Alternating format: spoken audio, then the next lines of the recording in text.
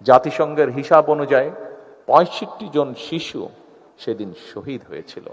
৫ই আগস্ট যে অর্জন আমরা করেছি, এই অর্জন কোনো একক ব্যক্তি, কোনো একক রাজনৈতিক দলের অর্জন নয়, বরং এই অর্জন দল মত নির্বিশেষে বাংলাদেশের প্রত্যেকটি গণতন্ত্রকামী, প্রত্যেকটি শান্তিপ্রিয় মানুষের এটি অর্জন।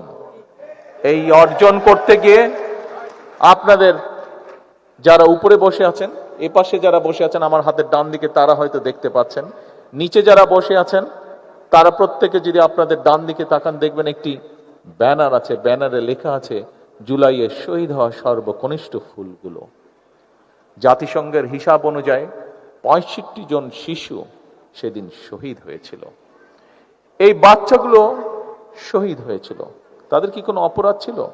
তাদের অপরাধ ছিল না, কিন্তু দেশকে স্বৈরাচার মুক্ত করতে গিয়ে যেভাবেই হোক এই শিশুগুলো সেদিন জীবন দিয়েছে।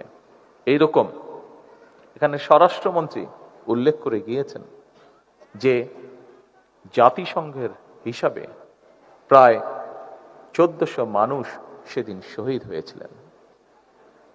সেই উত্তাল দিনগুলোতে যতটুকু সম্ভব হয়েছে আমার পক্ষে, আমি যতটুকু বিভিন্নভাবে শত বাধা বিপত্তির মধ্যেও বিভিন্নভাবে খোঁজ করছিলাম আমার নেতাকর্মীদের মাধ্যমে,